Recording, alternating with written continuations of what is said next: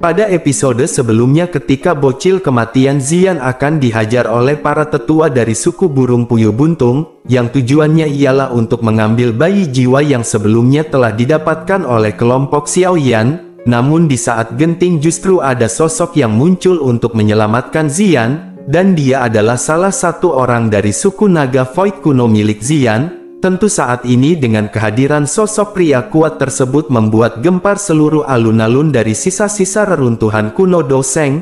Kemudian sosok pria pun segera berbalik sebelum akhirnya bertanya kepada Xian, apakah kali ini Paman Hei tidak terlambat? Xian pun segera memutar tangan kecilnya dan menunjuk ke arah hantu tua Zai Xing sebelum akhirnya berbicara, Paman masih ada bajingan tua itu. Tentu atas hal ini membuat ekspresi hantu tua Zai Xing segera berubah ketika dirinya melihat Xian yang menunjuk dirinya, sehingga hantu tua Zai Xing pun segera berteriak bahwa dirinya adalah anggota dari Hall of Soul yang hobinya menyampah. Menanggapi hal itu si pria yang menyebut dirinya Paman Hei segera melebarkan matanya, lalu dirinya segera bertanya, apakah menurutnya Aula Jiwa akan berani menyatakan perang melawan naga Void kuno jika dirinya menghajarnya? Lalu sebuah kipas yang seperti tangan besar sekali lagi diangkat dan dengan keras menamparkan hantu tua Zai Xing dari kejauhan. Lalu kelompok Xiaoyan merasakan bahwa riak yang sangat misterius tiba-tiba terangkat di angkasa, dan riak semacam inilah yang telah mentransmisikan kekuatan menakutkan dari pria besar tersebut. Sementara itu ekspresi hantu tua Zai Xing menjadi sangat jelek ketika dirinya melihat pria besar tersebut menyerang sesuka hatinya, sehingga mau tidak mau sebuah doki pun buru-buru melompat keluar dari tubuhnya dan membentuk pertahanan di atasnya. Lalu ledakan segera terjadi dengan sebuah kekuatan menakutkan bergabung ke dalam ruang. Setelah itu kekuatan pun mengalir ke tubuh hantu tua Zai Xing, dan kemerahan langsung melonjak ke wajahnya dan seteguk darah segar tanpa sadar dimuntahkan, bahkan tubuhnya juga terhuyung-huyung mundur beberapa puluh meter sebelum perlahan menstabilkan dirinya. Atas hal ini membuat kelompok Xiaoyan saling bertukar pandangan saat mereka melihat alun-alun yang sunyi, lalu mereka mengeluarkan tawa pahit dan ini jelas merupakan tekanan mutlak dari kekuatan. Tentu saat ini semua orang tidak berguna dalam menghadapi kekuatan sejati yang seperti ini. Lalu tidak lama Xian pun menoleh dan tersenyum sebelum akhirnya memperkenalkan sosok tersebut kepada kelompok Xiaoyan, yang ternyata dirinya juga anggota dari suku naga Void kuno dan mereka adalah temannya. Menanggapi hal itu Xiaoyan pun segera menangkupkan kedua tangannya dan berkata, Xiaoyan menyapa tetua Hei King. Hei King pun melirik ke arah Xiaoyan sebelum akhirnya tersenyum dan berkata, jadi ternyata ini yang bernama Xiaoyan yang merupakan keturunan dari Xiao Xuan, dan tidak disangka klan Xiao masih bisa menghasilkan orang seperti itu, dan tidak heran memang layak sekali menjadi salah satu dari 8 klan kuno. Namun sayangnya garis keturunan tampaknya telah berubah menjadi memori saja. Xiaoyan terkejut setelah mendengar perkataan yang disebut di hadapannya. Meskipun Xiaoyan mengetahui Xiao Xuan adalah leluhur paling menonjol dari klan Xiao, namun dirinya sedikit bingung tentang istilah di baliknya, dan tidak lama Hei King pun lanjut berkata, ketika dirinya berkenalan dengan Xiao Xuan pada saat itu dirinya hampir seumuran dengan Xian namun tidak sesombong Xian, lalu dirinya pun segera mengalihkan topik pembicaraan dan berkata, sebaiknya kita jangan berbicara lagi dan segera pergi. Lalu dirinya akan membawa mereka semua pergi dari sini dan jika tidak maka orang-orang yang cerewet ini akan mulai memotong lagi. Meskipun Xiaoyan dipenuhi dengan keraguan namun yang bisa dirinya lakukan hanyalah menganggukkan kepalanya. Kemudian tangan besar Hei King melambai secara acak ketika dirinya melihat situasi ini, dan ruang kosong di depannya juga membentuk garis retakan. Setelah itu dirinya memimpin untuk melangkah ke dalam di depan banyak tatapan. Lalu Xiaoyan dan yang lainnya di belakang ragu-ragu sejenak sebelum akhirnya mengikuti di belakangnya, dan setelah orang terakhir melangkah garis retakan spasial teriakan dingin Hei King pun bergemuruh dari garis letakan dan bergema di telinga semua orang dari suku Heaven Demon Phoenix. Hei King berkata kepada semua suku Heaven Demon Phoenix, sebaiknya mereka semua menahan diri sedikit saat melakukan sesuatu mulai saat ini, dan jangan benar-benar berpikir bahwa naga Void kuno tidak akan muncul. karena suku mereka bahkan tidak takut pada Phoenix surga kuno, apalagi mereka keturunan yang bergantung pada warisan darah surga Phoenix. Tentu saja ekspresi kelompok Huang Xuan menjadi luar biasa jelek ketika mereka mendengar teriakan yang penuh dengan ancaman. Lalu setelah melihat kelompok Xiaoyan pergi, semua orang dari suku Heaven Demon Phoenix memutuskan untuk pergi, begitu juga dengan faksi lain dan hantu tua Zai Xing. Sementara itu di sisi lain ruang di puncak gunung yang berjarak 50 km dari Bone Mountain Range tiba-tiba berfluktuasi, dan dengan segera garis retak spasial hitam tiba-tiba muncul dan banyak sosok bergegas keluar dari dalamnya. Setelah itu terlihat Xiaoyan yang menangkupkan tangannya ke arah pria besar sebelum akhirnya berterima kasih atas bantuan tetua Hei King. Hei King pun melambaikan tangannya kemudian berkata, "Itu bukan apa-apa, karena sebelum dirinya pergi orang-orang tua dari sukunya juga telah menginstruksikan dirinya untuk berterima kasih kepada Xiaoyan karena telah menjaga Xian selama bertahun-tahun, dan suku naga Void kuno akan membalas budi ini kepada Xiaoyan jika mereka memiliki kesempatan." Xiaoyan pun segera berkata bahwa tetua Hei King terlalu sopan, karena Xiaoyan melihat Xian seperti seorang adik perempuan dan merawatnya adalah sesuatu yang harus dilakukan. Hei King pun melirik ke arah Xian sebelum akhirnya berkata, sebenarnya status dari Xian sedikit istimewa, dan dirinya sangat penting bagi sukunya, oleh karena itu tidak banyak yang terjadi kepadanya, bahkan Xiaoyan dapat dengan aman membawanya ke dataran tengah dan mengizinkannya untuk menghubungi suku tersebut, dan ini bisa dianggap sebagai bantuan besar bagi mereka, karena bagaimanapun juga suku naga Void kuno akan membalas budi Xiaoyan di masa depan. Hei King pun segera melihat ke sekelilingnya sebelum akhirnya lanjut berbicara bahwa tempat ini agak jauh dari pegunungan Bon, dan pada saat mereka akan pergi maka mereka semuanya hanya perlu menuju ke arah timur, maka mereka dapat meninggalkan Beast Region ini. Namun Xian harus kembali bersamanya ke suku kali ini. Lalu terlihat Xian yang mengerutkan keningnya sebelum akhirnya bertanya, mengapa harus seperti itu? Tentu dirinya tidak ingin kembali karena tempat itu sama sekali tidak menyenangkan. Hei King merentangkan tangannya dan berkata bahwa tidak ada gunanya memberitahunya hal tersebut, dan kali ini adalah perintah yang dikeluarkan oleh orang-orang tua tersebut. Bahkan mereka juga mengatakan bahwa Xian sudah cukup lama bersenang-senang dan dirinya belum menyelesaikan warisan naga kuno, sehingga kali ini dirinya harus menyelesaikan warisan sebelum dirinya bisa keluar. Selain itu Xian juga saat ini telah menemukan buah asal naga Phoenix dan dirinya juga harus menangani hal tersebut, karena dengan kekuatan Xian saat ini maka dirinya hanya akan menjadi beban Xiaoyan jika mengikuti di sampingnya. Xian mungkin akan membebani mereka sampai sesuatu yang tidak terduga terjadi suatu hari nanti, dan tentu saja bukankah sesuatu yang seperti itu adalah hal yang tidak ingin Xian lihat. Lalu jika Xian bisa mewarisi kekuatan naga Void kuno maka kekuatannya pasti akan melambung tinggi, dan pada saat itu tidak ada yang akan menghentikan Xian untuk keluar lagi. Bahkan Xian juga dapat datang dan menemui kelompok Xiaoyan dan juga dapat membantu mereka. Xian pun terkejut ketika dirinya mendengar hal ini, lalu dirinya segera menundukkan kepalanya dengan putus asa sebelum akhirnya berkata, baiklah aku akan pergi kembali bersamamu. Setelah itu Hei King pun melirik ke arah Xiongzan dan berkata bahwa orang besar ini juga harus pergi, karena pada saat itu beruang naga kuno juga merupakan suku yang berafiliasi dengan naga Void miliknya. Sehingga dengan mengikutinya kembali maka Xiongzan akan mendapatkan manfaat yang cukup besar. Xiongzan pun mengusap kepalanya dan tertawa sebelum akhirnya berkata, tentu saja dirinya akan mendengarkan perintah tetua Hei King. Menanggapi hal tersebut Xiaoyan pun segera menangkupkan kedua tangannya dan berkata, jika begitu permasalahannya maka mereka harus berpisah di sini.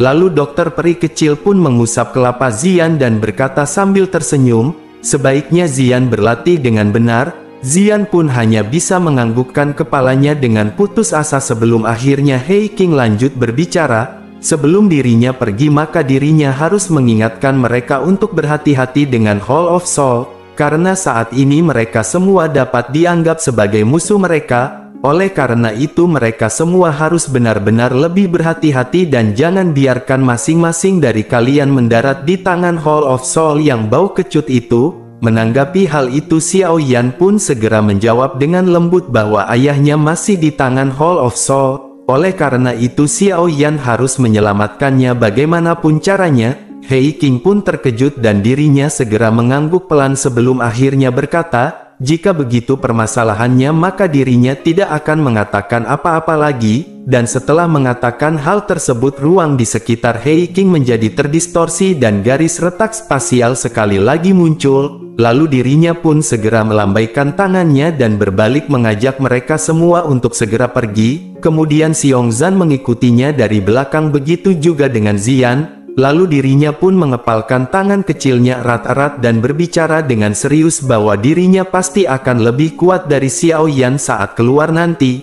Dan pada saat itu maka Abang Xiao Yan harus memurnikan banyak pil untuk dirinya makan setiap hari. Zian pun tertawa dengan cara yang indah dan konyol menjelang akhir. Lalu setelah itu dirinya berhenti tinggal lebih lama lagi kemudian berbalik dan berjalan ke garis retak spasial. Tentu Xiao Yan saat ini memiliki perasaan melankolis saat dirinya melihat tempat di mana kelompok Zian menghilang, karena dengan hilangnya gadis kecil ini maka tampaknya akan ada lebih sedikit kegembiraan di sekelilingnya. Xiao Yan pun segera pulih dan menguatkan dirinya sebelum akhirnya memerintahkan mereka untuk segera pergi, lalu dirinya melambaikan tangannya dan melompat bergegas ke udara berubah menjadi sinar cahaya yang dengan cepat melesat menjauh dari bis Regent. Dokter peri kecil dan yang lainnya juga dengan cepat mengikuti Xiao Yan dari belakang. Lalu setelah meninggalkan daerah binatang ajaib, Xiao Yan pertama-tama memikirkan cara untuk mengirim beberapa informasi ke kelompok Mu Qingluan yang masih tersisa di wilayah binatang ajaib yang sedang menunggu berita. Lalu setelah itu dirinya pun memimpin kelompok dan melakukan perjalanan kembali ke Paviliun Bintang Jatuh. Sementara itu di sisi lain sosok tua duduk di atas batu besar di puncak gunung di belakang Paviliun Bintang Jatuh, dan sosok lelaki tua tersebut sedikit ilusi namun ada tekanan spiritual yang besar dan kuat samar-samar menyebar darinya. Lalu tidak lama Feng Zunze muncul dan tertawa dari belakang Yao Lao. Dirinya segera berkata bahwa dirinya telah diam-diam melakukan kontak dengan beberapa iblis tua yang memiliki hubungan yang cukup baik dengan Yao Lao pada saat itu, dan mereka telah menjawab bahwa selama Yao Chen dapat memulihkan kekuatannya maka mereka akan menjadi penjabat tamu Paviliun Bintang Jatuh. Yao Lao pun tersenyum dan mengangguk sebelum akhirnya berkata, jika dirinya bisa memulihkan kekuatan puncaknya maka Paviliun Bintang Jatuh akan memiliki kekuatan yang harus dianggap serius oleh Hall of Soul. Feng Zunze pun mengangguk sedikit sebelum akhirnya merenung sejenak dan berkata, sudah beberapa waktu sejak kelompok Xiao Yan menuju ke wilayah binatang ajaib dirinya ingin tahu apakah buah bayi jiwa telah diperoleh oleh mereka. Selain itu dikabarkan bahwa ada cukup banyak ahli yang tertarik pada sisa-sisa kuno kali ini. Yao Lao tersenyum tipis sebelum akhirnya berkata, sebaiknya Feng Zunze tetap tenang dan yakin kepada cucu monton itu. Lalu dirinya perlahan membuka matanya yang tertutup dan melihat ke arah pintu masuk alam bintang, dan pria kecil telah muncul di tempat tersebut dan Feng Zunze seketika terkejut. Lalu dirinya melihat beberapa sosok yang familiar perlahan-lahan berjalan masuk, dan dari kelihatannya kelompok Xiao Yan telah kembali ke Paviliun Bintang Jatuh dengan lelah. Feng Zunze pun tersenyum kecil dan dirinya segera dengan lembut berbicara bahwa harapan dari Yao Chen akan segera dipenuhi, dan dirinya benar-benar telah menemukan murid yang sangat baik. Sementara itu tubuh Xiao Yan perlahan mendarat di puncak gunung belakang dan dirinya memandangi Yao Lao yang duduk di batu besar dan tersenyum padanya. Xiao Yan pun menangkupkan kedua tangannya dan berkata bahwa mereka telah memenuhi harapannya. Feng Zunze tanpa sadar menghela nafas lega ketika dirinya mendengar kata-kata Xiao Yan, lalu dirinya pun mengangkat jempol dan tertawa sebelum akhirnya berkata, kerja bagus anak muda. Di sisi lain Yao Lao tersenyum dan bertanya, apakah Xiao Yan baik-baik saja? Xiao Yan pun merentangkan tangannya dan berkata bahwa ini dapat diringkas penuh dengan kejutan tetapi tidak ada bahaya. Yao Lao pun sedikit mengangguk dan rasa dingin melonjak di matanya ketika dirinya berkata pasti ini ada campur tangan aula jiwa lagi. Xiao Yan pun tersenyum sebelum akhirnya menjentikkan jarinya dan sebuah kotak kayu muncul di tangannya. Lalu setelah itu kotak kayu pun digantung di langit sebelum mendarat lembut di depan Yao Lao, dan kotak pun secara otomatis dibuka lalu cahaya keemasan keluar darinya sebelum mengungkapkan bayi itu seperti buah emas di dalam kotak. Yao Lao pun tersenyum dan mengangguk kemudian berkata, "Ini memang buah bayi jiwa yang asli. Selain itu ini adalah buah bayi jiwa kelas emas kualitas terbaik." Bahkan dengan ketenangan Yao Lao saat ini matanya tanpa sadar menunjukkan kegembiraan saat melihat buah emas ini. Sementara itu Xiao Yan mengangguk dan menyadari bahwa buah bayi jiwa ini memiliki dua tingkatan, jadi mereka adalah buah bayi jiwa tingkat perak dan buah bayi jiwa tingkat emas. Buah bayi perak memiliki kualitas yang lebih rendah sedangkan buah bayi emas memiliki efek obat yang lebih kuat. Feng Zunze pun segera tertawa sebelum akhirnya berkata, "Dengan buah bayi jiwa tingkat emas ini maka kemungkinan semua esensi aura spiritual yang telah Yao Chen habiskan akan terisi kembali sepenuhnya." Xiao Yan pun segera berkata agar gurunya melakukan pertapaan hari ini dan mencoba untuk mengisi kembali esensi aura spiritual dengan secepat mungkin, karena dengan begitu mereka akan bisa mulai memurnikan tubuh. Yao Lao pun sedikit mengangguk kemudian matanya melihat ke arah Xiao Yan sebelum dirinya berbicara dengan lembut, "Apakah Xiao Yan merindukan ayahnya?" Xiao Yan terkejut ketika dirinya mendengar Yao Lao tiba-tiba berbicara tentang hal tersebut, lalu dengan segera dirinya menjadi diam dan menekan bibirnya dengan erat dan rasa bersalah yang mendalam hadir di matanya. Karena jika Xiao Yan menghitung waktu maka waktu ayahnya jatuh ke tangan Hall of Soul bahkan lebih lama dari Yao Lao berada di sini. Xiao Yan pun segera berkata bahwa dirinya akan menyelamatkan ayahnya, karena ini adalah janjinya kepada kakak pertama dan kakak kedua, dan Xiao Yan tidak memiliki wajah untuk kembali dan melihat mereka jika dirinya tidak dapat menyelamatkan ayahnya.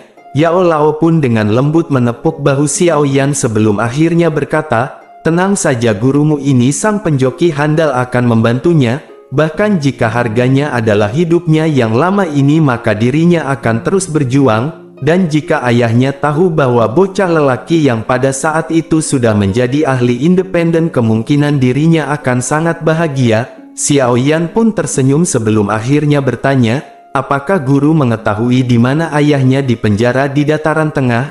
Yao Lao pun menggelengkan kepalanya kemudian berkata, "Itu tidak ada dimanapun di dataran tengah." Xiao Yan terkejut saat mendengar hal ini sebelum akhirnya bertanya, apa yang dimaksud oleh gurunya. Yao Lao pun segera berkata bahwa dirinya juga tidak yakin mengapa Hall of Soul sangat menghargai ayahnya, sehingga dirinya hanya bisa menebak bahwa itu pasti karena batu giok kuno yang bersama Xiao Yan. Diketahui jika klan Gu memiliki alam Gu, sementara kekuatan dan fondasi dari Hall of Soul tidak kalah dengan klan Gu. Xiao Yan sedikit terkejut sebelum akhirnya berkata, "Apakah maksud guru adalah Hall of Soul juga dapat membuat wilayah mereka sendiri?" Yao Lao mengangguk dan berkata bahwa itu disebut dengan alam jiwa, namun para ahli yang menyadari alam jiwa hanya sedikit bahkan di dataran tengah, dan ada pun pintu masuk ke alam jiwa namun Yao Lao sendiri tidak menyadarinya.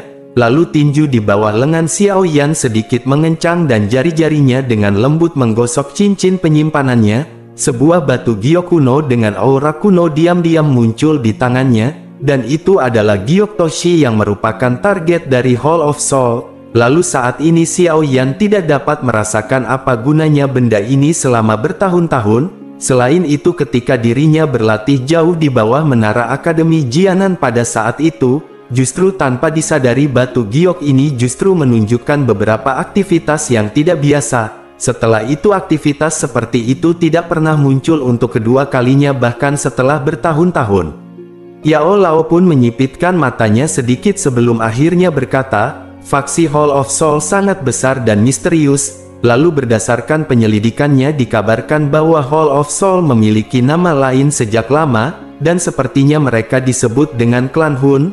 Lalu tangan yang digunakan Xiao Yan untuk memegang batu giok bergetar dan dirinya bertanya, "Mungkinkah itu diturunkan dari zaman kuno seperti klan Gu?" Yao Lao segera berkata bahwa dirinya juga tidak terlalu yakin tentang hal ini. Namun pacar kecil Xiao Yan itu mungkin mengetahui beberapa berita, dan saat ini Yao Lao hanya bisa memberitahunya sebanyak ini. Namun terlepas dari bagaimana hubungan antara Xiao Yan dengan Hall of Soul nantinya, maka tetap saja pada akhirnya guru ini akan berdiri di belakang Xiao Yan. Bahkan jika dirinya harus mempertaruhkan kehidupan lamanya ini, maka dirinya akan tetap berjuang. Yao Lao tersenyum kecil dan dirinya segera menepuk bahu Xiao Yan. Setelah itu dirinya memegang kotak kayu dan meletakkan tangannya di belakangnya dan berjalan menuruni gunung. Xiao Yan tersenyum saat melihat punggung Yao Lao dan Feng Zunze yang menarik diri. Lalu dirinya mengalihkan pandangannya dan menarik nafas dalam menatap ke arah langit. Sebuah tekad secara bertahap melonjak di wajahnya ketika dirinya bergumam bahwa terlepas dari seberapa kuat Hall of Soul, maka dirinya masih akan menyelamatkan ayahnya.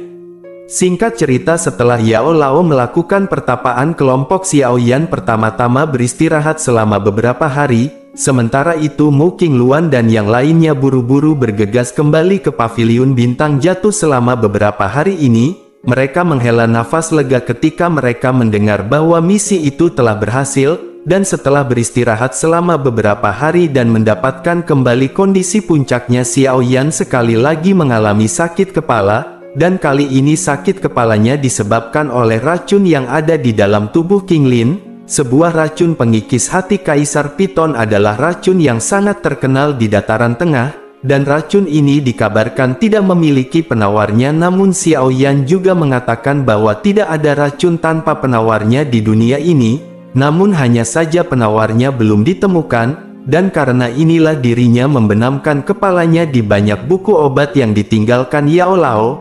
Lalu dirinya bahkan meminjam buku 7 warna racun yang diperoleh dokter peri kecil saat itu untuk dipelajari.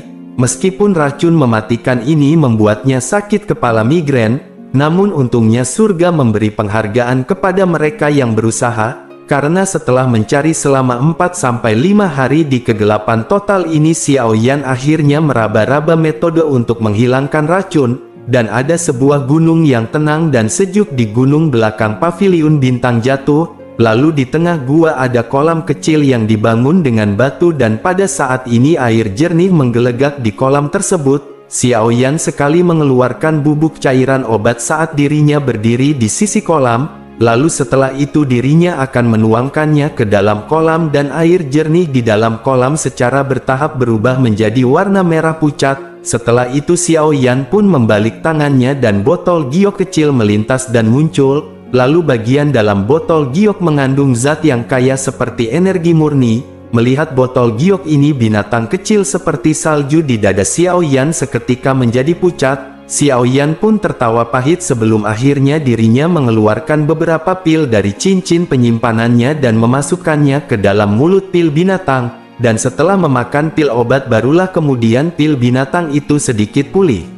Xiao Yan menghela nafas lega setelah melihat hal ini, karena dirinya benar-benar telah menghabiskan banyak usaha untuk membuat makhluk ini menyumbangkan darah. Setelah itu botol giok pun dimiringkan dan cairan perak perlahan menetes ke bawah, dan akhirnya cairan mendarat di kolam dan segera suara mendesis yang menusuk telinga dipancarkan. Sebuah gelombang riak energi yang sangat murni segera menyebar dari dalam kolam. Lalu Xiao Yan pun menyimpan botol giok sebelum akhirnya menoleh dan tersenyum ke arah ke Qinglin. Kemudian dirinya segera berkata agar Qinglin melepaskan pakaiannya dan masuk ke dalam kolam, karena jika dirinya bisa menyerap semua energi ini, maka seharusnya bisa menstabilkan kekuatannya sepenuhnya di kelas Douzun.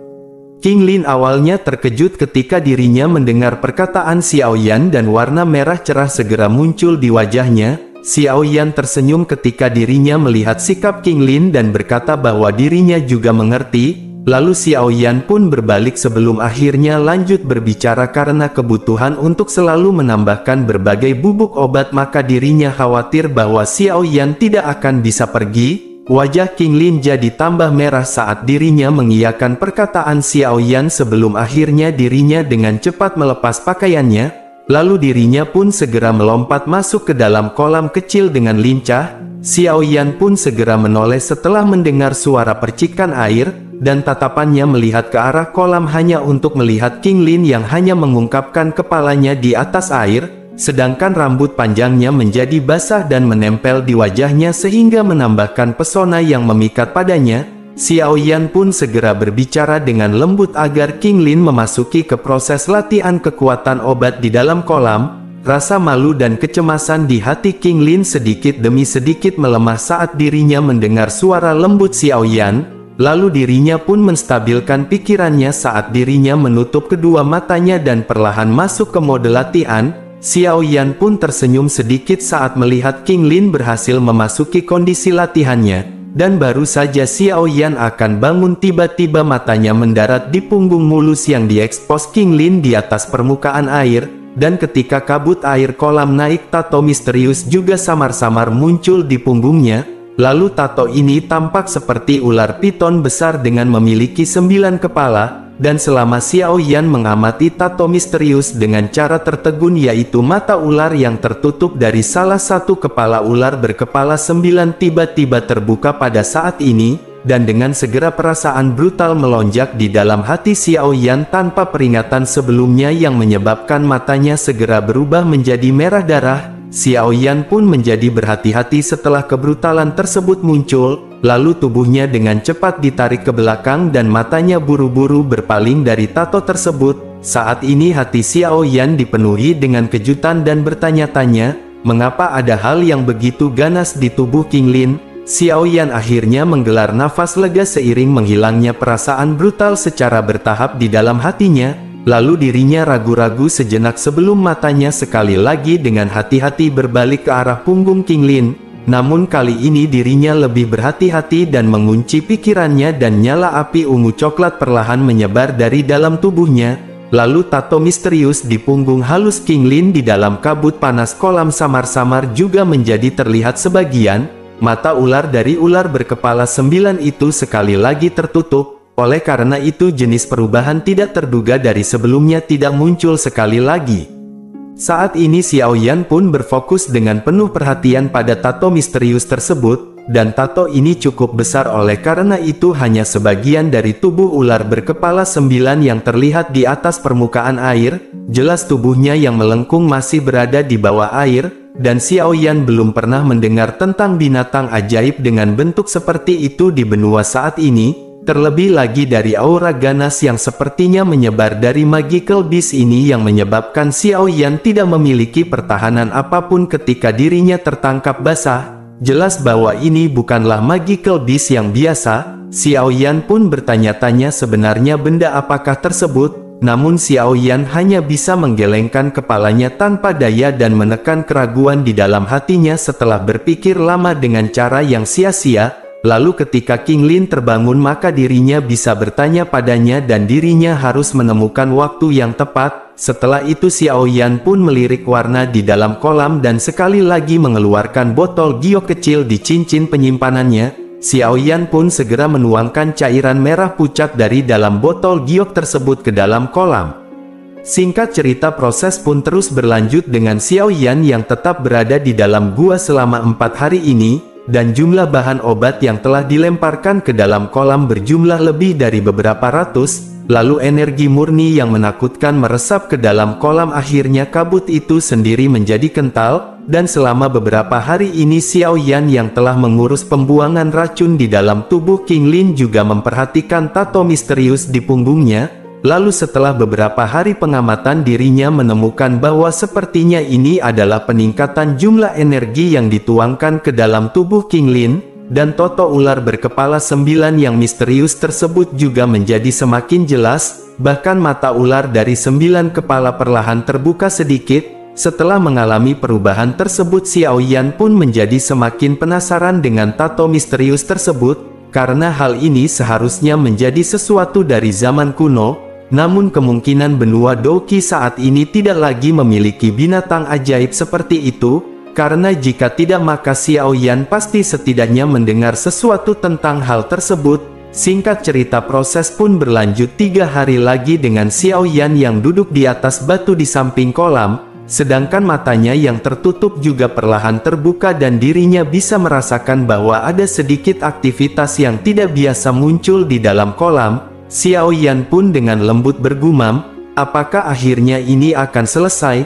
lalu dirinya tiba-tiba mendengar suara percikan air yang dipancarkan dari kolam, dan dengan segera dirinya pun tercengang dan baru saja akan berdiri tiba-tiba terjadi getaran yang hebat. Ekspresi Xiao Yan sedikit berubah dan bertanya, apakah yang terjadi? Lalu dirinya buru-buru berdiri dan matanya berhenti di kolam yang tertutup kabut dan aktivitas itu dipancarkan dari tempat tersebut. Sebuah kabut energi menyebar dan tiba-tiba bergoyang dan dengan segera mata aneh seukuran kepala muncul entah dari mana. Lalu 3 titik kecil diperbesar di dalam mata yang dipenuhi dengan cahaya hijau, dan akhirnya mereka berubah menjadi 3 bunga zamrud seperti iblis yang mengelilingi mata dan berputar dengan cepat. Hati Xiao Yan seketika menegang setelah melihat penampilan mata iblis tersebut dan tubuhnya tiba-tiba bergegas mundur. Namun baru saja tubuh yang mundur tiba-tiba mata iblis pun segera meledak. Sebuah sosok besar bergegas keluar dari dalam kolam dan itu merekam ke arah Xiao Yan dengan kecepatan seperti kilat. Xiao Yan pun segera menghirup udara dingin ketika dirinya melihat sosok besar yang datang menerkam, karena itu adalah ular besar yang memiliki 9 kepala ular buas. Lalu tubuh kepala ular tersebut berwarna merah tua dan itu seperti darah segar yang telah mengendap selama bertahun-tahun.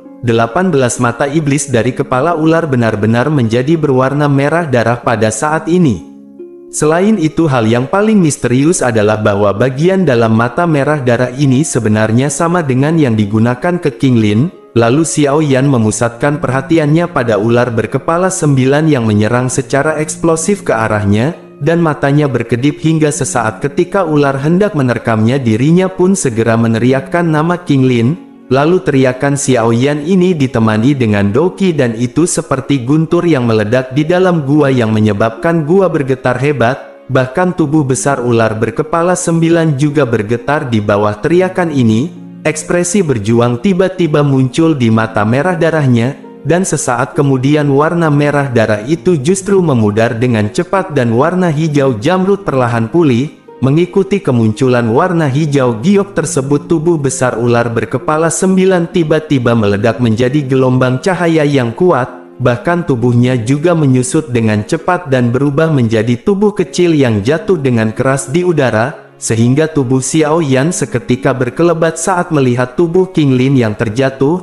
Lalu dirinya meraih pinggang King Lin dan perasaan lembut tanpa tulang itu menyebabkan hatinya sedikit berfluktuasi. Xiao Yan pun buru-buru menenangkan pikirannya sebelum melihat King Lin yang terbangun dengan cara yang tersesat. Lalu dirinya pun segera bertanya apakah Xiao Yan baik-baik saja. King Lin pun perlahan membuka matanya dan menatap ke arah Xiao Yan yang berada dalam jarak yang dekat. Lalu dirinya yang awalnya terkejut dan perasaan yang ditransmisikan dari tubuhnya menyebabkan wajahnya menjadi merah, sehingga dirinya buru-buru melarikan diri dari tangan Xiao Yan dan bersembunyi di balik pilar batu dalam sekejap. Setelah itu Xiao Yan tanpa sadar menggosok hidungnya saat mendengar suara menyerap yang dipancarkan dari balik pintu batu dan dirinya merasa sedikit malu, dan hanya setelah King Lin mengenakan pakaiannya lagi maka dirinya berjalan keluar dari balik pilar batu dan wajahnya dengan yang masih merah. Xiao Yan terbatuk kering saat dirinya melihat daun telinganya yang merah menyala. Xiao Yan pun buru-buru bertanya dengan ekspresi serius apa yang terjadi barusan. King Lin terkejut ketika dirinya mendengar hal ini dan segera dirinya menyilangkan tangan kecilnya dan berbicara dengan takut-takut. Dirinya berkata bahwa itu adalah jiwa ular surga kuno yang muncul. Xiao Yan tercengang setelah King Lin mengucapkan ular surga kuno. Tentu Xiao Yan telah mendengar tentang ular surga kuno dan ada desas-desus bahwa ini adalah salah satu nenek moyang binatang ajaib ular kuno, dan itu memiliki kemampuan untuk menghancurkan dunia. Bahkan ada desas-desus bahwa ini adalah binatang ajaib yang dapat dianggap setingkat dengan Phoenix surga kuno. Namun jumlah ular surga kuno ini lebih kecil daripada Phoenix surga kuno. Oleh karena itu mereka telah punah sejak zaman kuno dan ada lebih sedikit kebutuhan untuk menyebutnya tentang hal itu sekarang.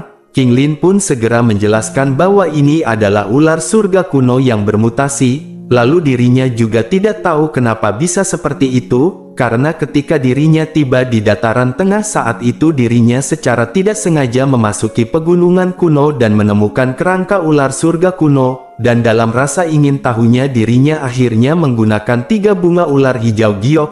Lalu bagaimana dirinya bisa berharap bahwa dirinya benar-benar akan memanggil tubuh spiritual juga sangat sulit untuk menjinakkan hal ini, dan dirinya tidak mendengarkan King Lin meskipun dirinya telah menggunakan 3 bunga ular giok hijau. Namun untungnya dengan peningkatan kekuatannya maka ketahanan benda ini juga semakin melemah, dan sepertinya dirinya akan dengan mudah bisa mengendalikannya di masa depan.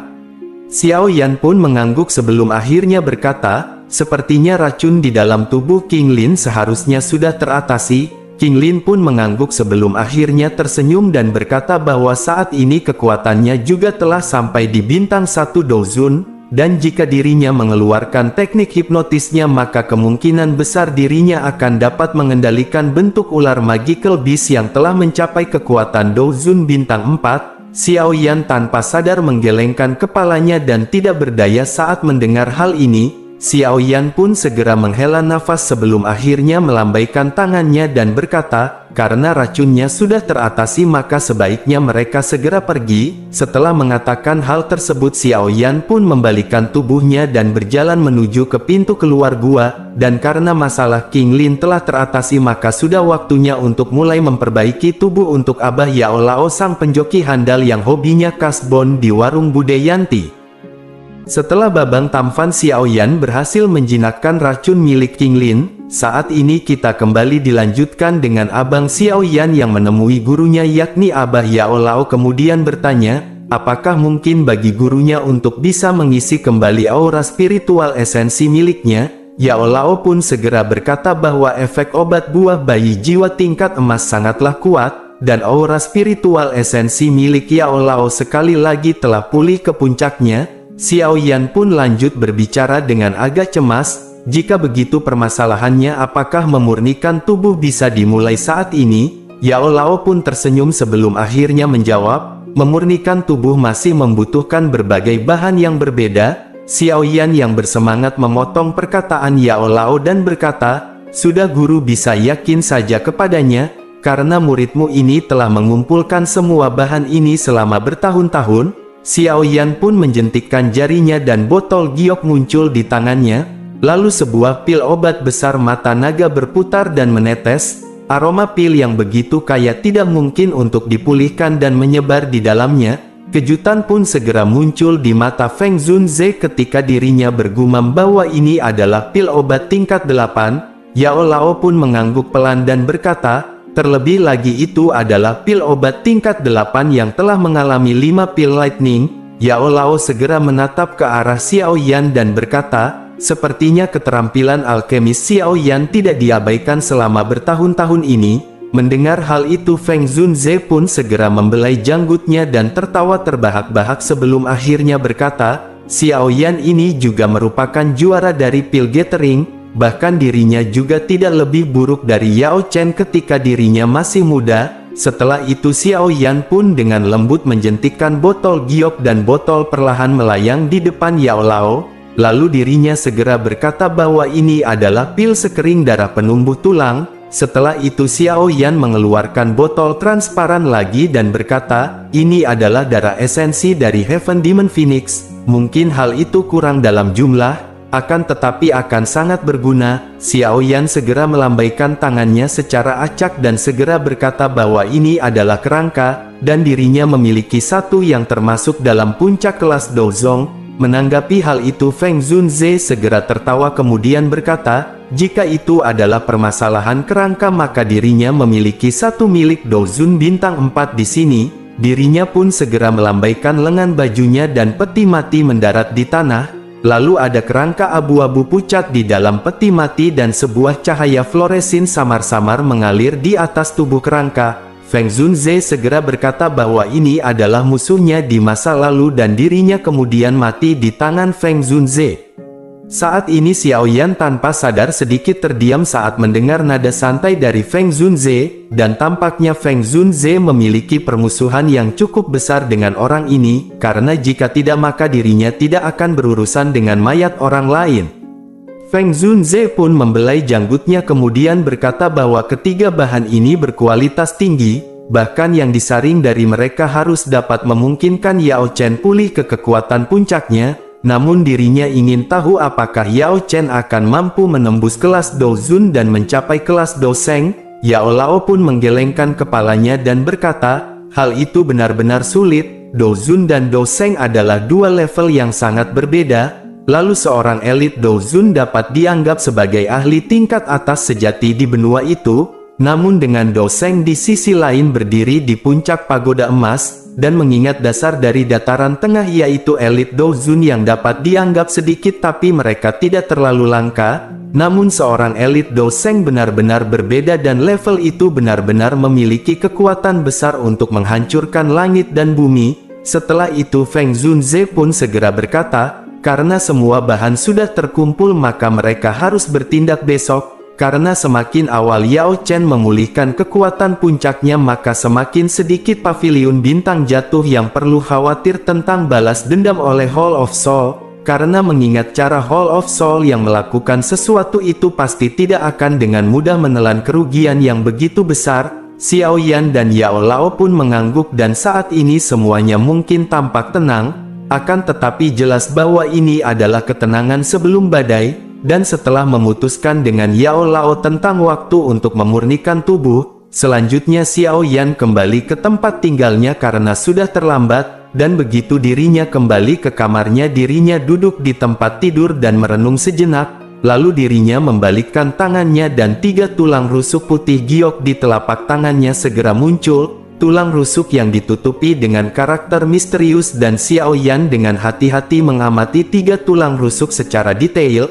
Wajah Xiao Yan pun mengungkapkan ekspresi pemikiran yang mendalam hingga akhirnya dirinya bergumam, sepertinya metode biasa tidak akan bisa membuka tulang rusuk ini, lalu dirinya pun segera meletakkan tulang rusuk dengan lembut di dahinya dan kekuatan spiritual segera menyebar, namun kekuatan spiritual dipantulkan kembali ketika menyentuh tulang rusuk dan Xiao Yan terkejut sebelum dirinya menghela nafas lega. Setelah itu Xiao Yan mengepalkan lengannya dan bergumam, sebenarnya ada segel di permukaan tulang ini.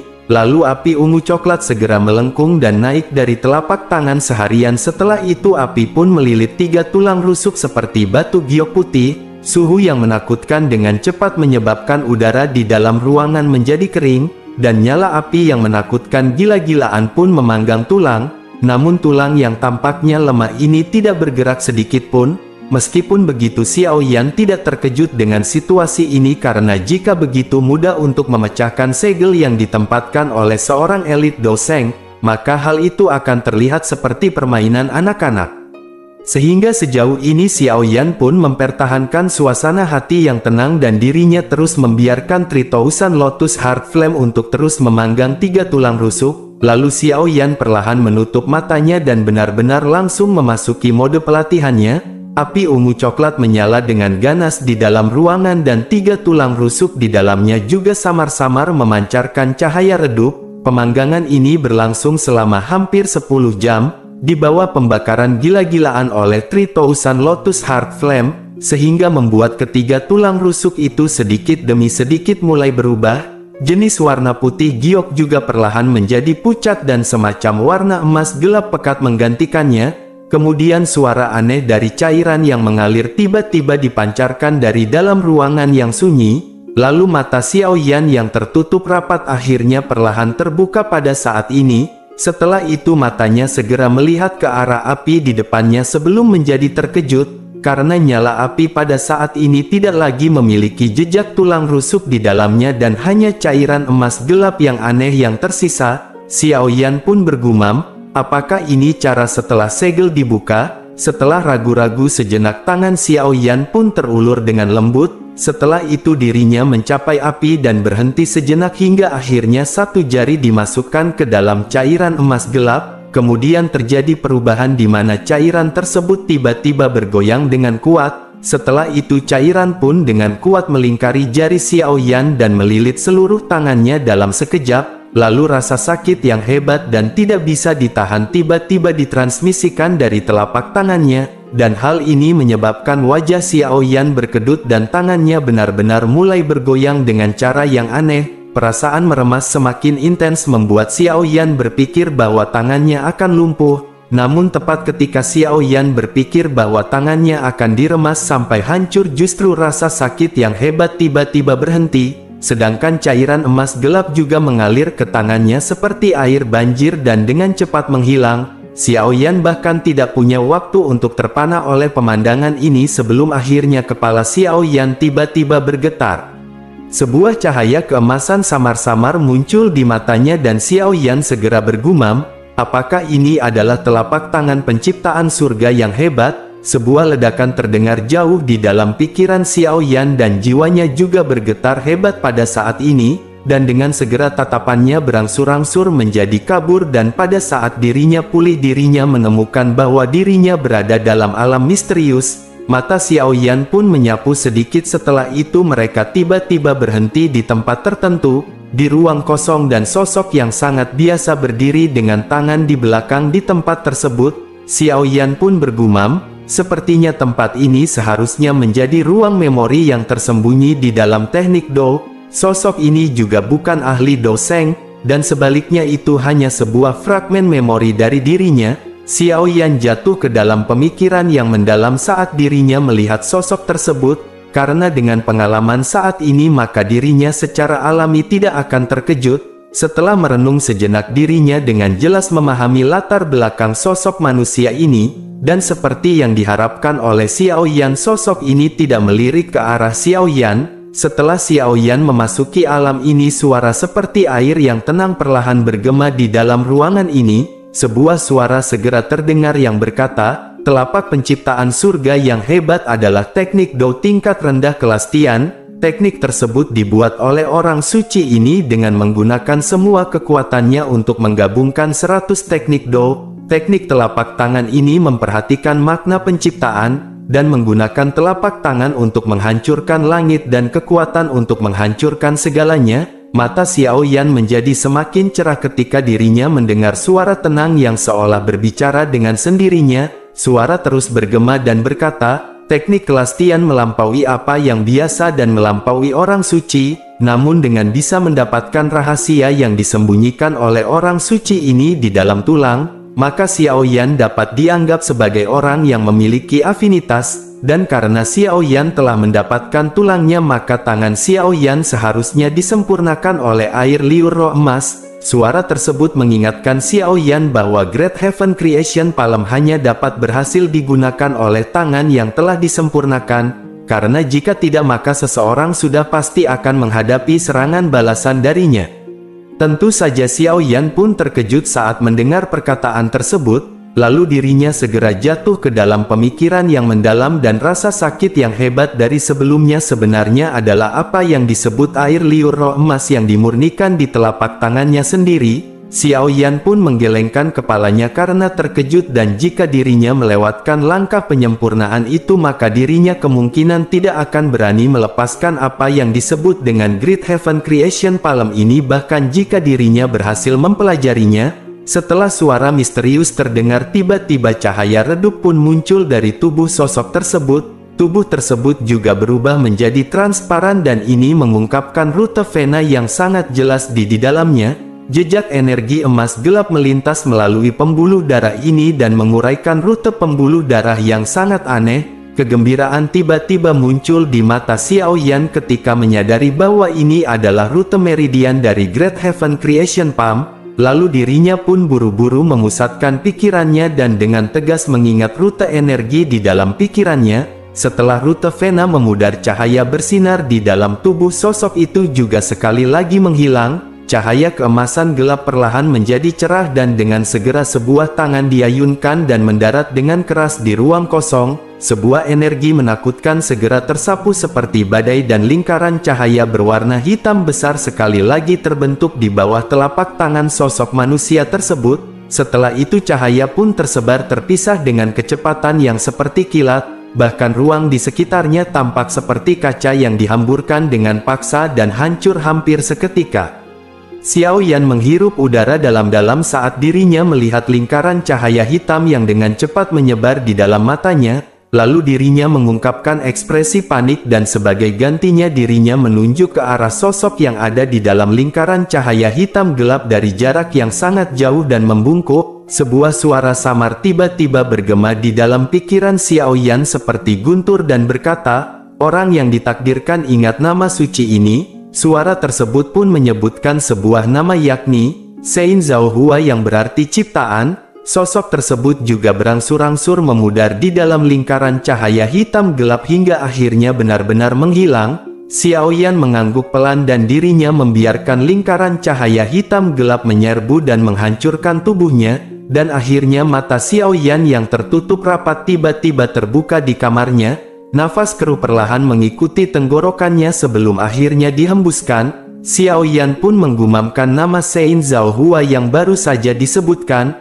Mata Xiao Yan pun segera melihat ke arah tangan kanannya dan melihat bahwa tangan kanannya saat ini memiliki cahaya keemasan yang gelap samar dan tampak seperti logam. Xiao Yan pun tenggelam dalam pikirannya sebelum akhirnya terkejut karena menemukan bahwa beberapa pembuluh darah yang sangat tersembunyi di bagian dalam tangan kanannya tampak telah dibuka. Pembuluh darah ini terhubung satu sama lain dan tampak seperti siklus yang aneh. Selain itu Xiao Yan juga menemukan bahwa jalur yang dilalui vena berada pada posisi paling kritis. Dengan kata lain, tanpa arahan dari beberapa urat nadi yang melingkar ini, maka setiap upaya untuk menggunakan telapak tangan penciptaan agung secara paksa hanya akan mengarah pada pengumpulan energi yang besar dan perkasa di satu telapak tangan tanpa bisa dilepaskan dari tubuh seseorang. Xiao Yan pun bergumam. Tidak heran dikatakan bahwa hanya telapak tangan yang telah dimurnikan oleh air liur spiritual emas yang dapat menggunakannya. Namun Xiao Yan ingin mengetahui apakah dirinya bisa menggunakan Great Heaven Creation Palm pada saat ini, karena kekuatan telapak tangan ini adalah sesuatu yang Xiao Yan saksikan secara pribadi di dalam peninggalan kuno saat itu. Hati Xiao Yan benar-benar sangat mendambakan Great Heaven Creation Palm pada saat itu. Dan sekarang Xiao Yan beruntung karena berhasil mempelajarinya dan bagaimana mungkin hatinya bisa tenang. Lalu Xiao Yan pun melompat dari tempat tidur dan menggosok kedua telapak tangannya, kemudian dirinya menghirup udara dalam-dalam dan doki di dalam tubuhnya mengikuti jalur memori di dalam pikirannya dan mulai berputar perlahan. Setelah mengalami beberapa kegagalan, akhirnya Xiao Yan pun juga secara bertahap menjadi akrab dengannya. Dan sekitar 1 jam kemudian Xiao Yan akhirnya berhasil melakukan sirkulasi vena sepenuhnya. Lalu saat dirinya menyelesaikan sirkulasi tersebut, lengan Xiao Yan pun tiba-tiba bergetar, dan cahaya keemasan gelap tiba-tiba melonjak sehingga dirinya pun tercengang, karena menemukan bahwa doki di dalam tubuhnya mengalir seperti air banjir. Lalu arah aliran energi ini adalah telapak tangan kanan Xiao Yan. Bahkan dengan kekuatan Xiao Yan, ekspresinya tanpa sadar berubah ketika dirinya merasakan tingkat di mana dokinya habis dan bergumam, "Ini sungguh kelelahan doki yang menakutkan." Karena dengan meningkatnya jumlah doki yang berkumpul di telapak tangan Xiao Yan, maka cahaya keemasan gelap juga menjadi semakin kuat. Lalu sesaat kemudian cahaya hitam akhirnya muncul di tengah cahaya keemasan ketika telah melonjak hingga pada batasnya. Setelah itu kekuatan hisap yang menakutkan melonjak saat cahaya hitam tersebut muncul. Kemudian cahaya keemasan gelap di sekitarnya ditelan dalam cahaya hitam dalam sekejap mata. Cahaya juga secara bertahap menjadi lebih besar pada saat ini. Setelah secara pribadi menggunakan Great Heaven Creation Palm ini, Xiao Yan akhirnya benar-benar memahami terornya dan bergumam, "Sungguh energi yang menakutkan." Setelah itu ekspresi Xiao Yan sedikit berubah setelah menyadari bahwa ini adalah paviliun bintang jatuh. Lalu ada sesepuh dan murid dari paviliun bintang jatuh di sekitar kamarnya, dan jika telapak tangan ini dilepaskan maka kemungkinan tidak ada kehidupan yang tersisa di dalam radius 100 meter. Lalu beberapa keringat dingin muncul di lidah hijau saat dirinya merasakan hal ini. Xiao Yan pun menghirup beberapa nafas dalam-dalam dan dengan paksa menghentikan kelelahan doki di dalam tubuhnya.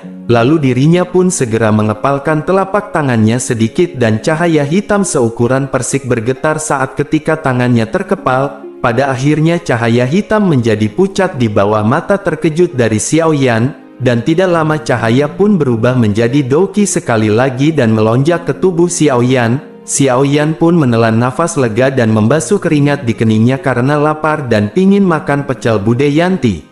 Singkat cerita, hari berganti di bagian dalam menara batu di gunung belakang paviliun bintang jatuh. Lalu terlihat Xiaoyan yang mengeluarkan kerangka bintang 4 Douzun dari Feng Zunze dan meletakkannya dengan lembut di atas platform batu. Setelah itu tatapannya beralih ke Yao Lao di sampingnya dan berkata, penyempurnaan tubuh akan segera dimulai, apakah guru saat ini sudah siap? Yao Lao pun mengangguk dengan sungguh-sungguh, dan terlepas dari keadaan pikirannya membuat riak tanpa sadar muncul di hatinya saat ini. Xiaoyan pun mengalihkan pandangannya dan menatap ke arah Feng Zunze dan berkata, penyempurnaan tubuh dan proses penggabungan kali ini mungkin memerlukan periode waktu, oleh karena itu jangan biarkan siapapun memasuki menara batu selama periode ini. Wajah Feng Zunze sedikit muram saat dirinya mengangguk dan berkata, Xiaoyan dapat yakin bahwa paviliun bintang jatuh akan memasuki keadaan hati-hati begitu dirinya memulainya. Selain itu para ahli yang telah keluar juga akan dipanggil kembali. Xiaoyan pun mengangguk sedikit dan dirinya secara bertahap menenangkan pikirannya. Lalu sesaat kemudian dirinya menghirup udara dalam-dalam dan menjentikkan jarinya. Kemudian botol giok yang berisi pil sekring darah penumbuh tulang perlahan melayang ke arah Yao Lao. Yao Lao pun secara alami sangat akrab dengan langkah-langkah ini. Dan dirinya tidak ragu sedikit pun saat dirinya mengulurkan tangannya dan menerima botol giok. Lalu setelah itu sebuah pemikiran melintas di hatinya dan gumpalan roh terbang keluar dan berlama-lama di samping Xiaoyan. Feng Zunze dan kelompok dokter peri kecil saling bertukar pandangan ketika mereka melihat bahwa Xiaoyan dan Yao Chen telah memulainya. Mereka diam-diam meninggalkan menara batu tanpa mengeluarkan suara yang tidak biasa sedikit pun yang bisa mengganggu keduanya. Setelah itu Xiaoyan pun segera berkata, pertama-tama dirinya akan memperbaiki tubuh, setelah dirinya berhasil maka guru akan dapat memasukinya dan menyelesaikan langkah merger. Lalu Xiaoyan segera mengepalkan tangannya dan botol giok muncul di tangannya. Dan darah merah hijau perlahan mengalir dari dalam botol dan fluktuasi energi yang menakutkan juga menyebar dari dalamnya yang menyebabkan seluruh ruangan ini terus bergetar. Xiaoyan pun memberi isyarat dengan jarinya dan darah hijau di dalam botol giok segera keluar. Pada akhirnya darah pun tersebar di tulang putih keabu-abuan dan segera gelombang asap putih pun meletus. Xiaoyan mengangkat tangannya dan melihat kerangka merah hijau tergantung di udara dengan sendirinya. Lalu dirinya pun melambaikan lengan bajunya dan api ungu coklat melonjak keluar yang dengan segera membungkus kerangka, dan dengan pemanggangan sengit dari api ini sedikit cahaya merah hijau juga muncul di tulang merah hijau. Meskipun demikian suhu tinggi yang telah meresap masih menyebabkan permukaan kerangka membentuk sedikit gelembung dan kadang-kadang gelembung akan pecah dan energi yang kaya akan menyebar. Jadi penempatan dan pemanggangan semacam ini adalah proses yang menghabiskan banyak waktu, oleh karena itu proses pun berlanjut hampir sepanjang hari sebelum akhirnya Xiaoyan perlahan membuka matanya. Pada saat ini warna hijau kemerahan pada kerangka tersebut tidak diragukan lagi menjadi jauh lebih redup. Xiaoyan dengan jelas mengerti bahwa hal ini karena energi tersebut secara bertahap meresap jauh ke dalam kerangka di bawah suhu tinggi. Xiaoyan pun menelan nafas panjang sebelum akhirnya melirik Yao Lao yang ada di sampingnya. Xiaoyan pun segera menarik api dan tiba-tiba pemikiran pun terlintas di dalam benaknya. Setelah ragu-ragu sejenak dirinya pun perlahan berjalan menuju platform batu. Setelah itu Xiaoyan dengan kasar mematahkan lengan kanan kerangka itu di depan mata Yao Lao yang tidak yakin. Yao Lao benar-benar terkejut saat melihat aksi Xiaoyan dan dirinya tidak mengerti apa alasannya.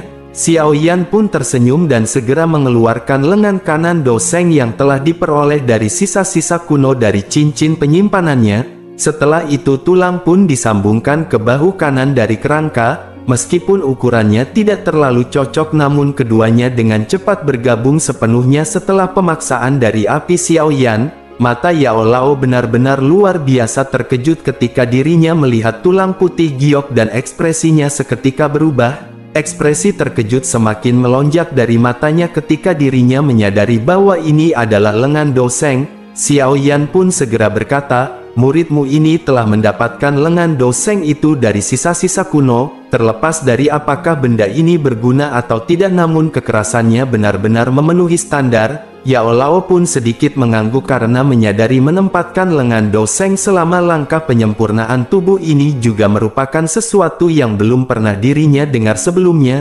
Namun karena itu adalah milik dari seorang Doseng, maka tentu saja hal itu pasti sangat berguna, bahkan mungkin menjadi kesempatan bagi Yao Lao untuk menerobos ke tingkat Doseng di masa depan.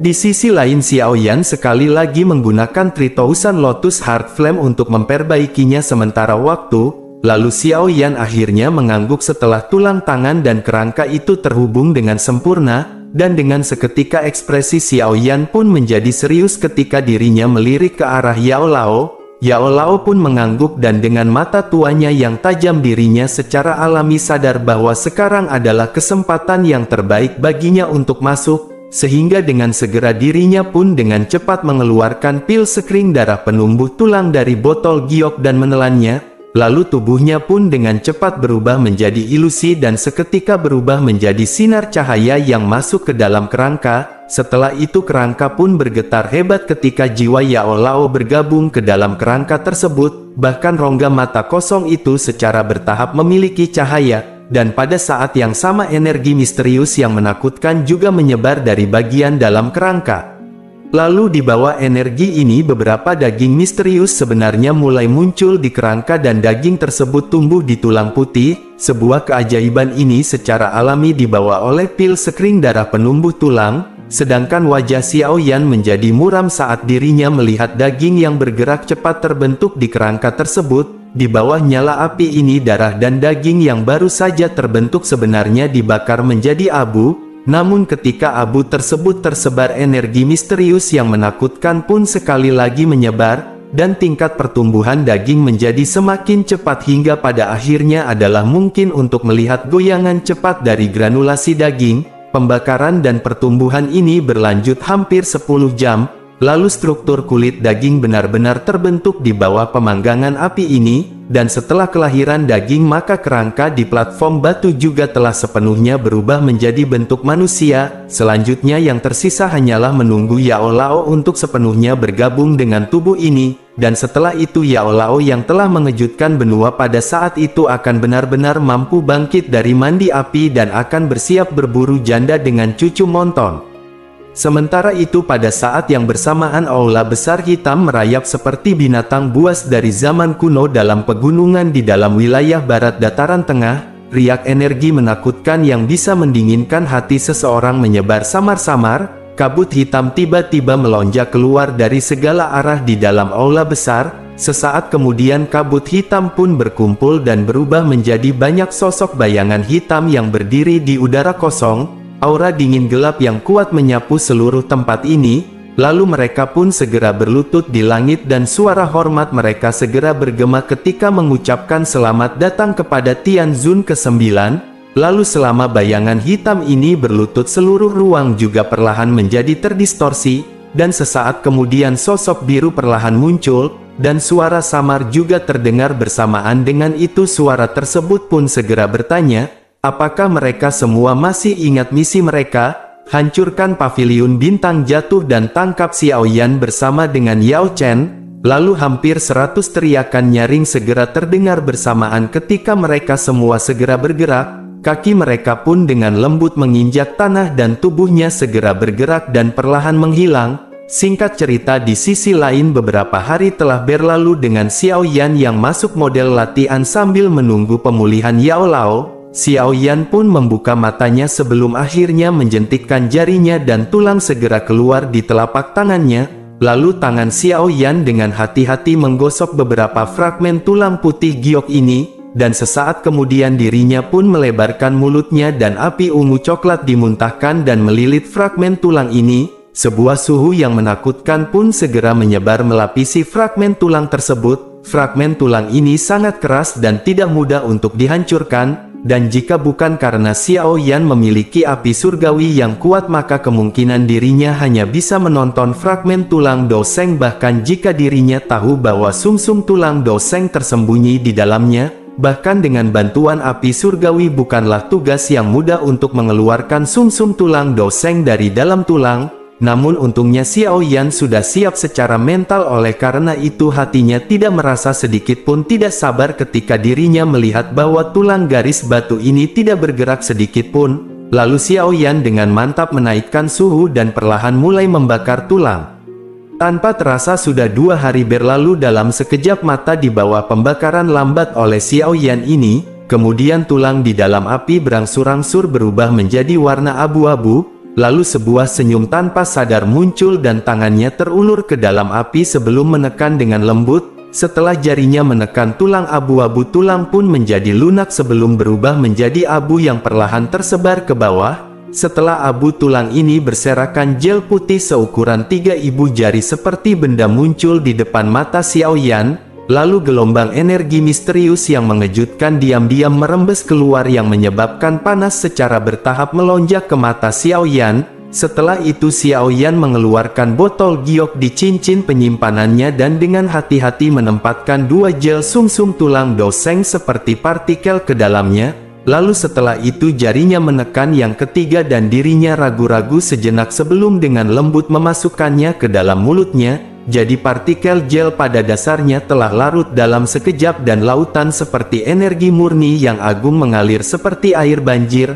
Lalu energi menakutkan yang mengalir tiba-tiba menyebabkan suhu tubuh Xiao Yan meningkat dengan cepat dan asap putih mengepul naik di kepalanya. Xiao Yan pun dengan cepat memasuki mode pelatihannya dan mulai memperbaiki energi agung yang tiba-tiba ini. Dan penyempurnaan berlanjut selama 3 hari sebelum mata Xiao Yan tertutup rapat perlahan terbuka.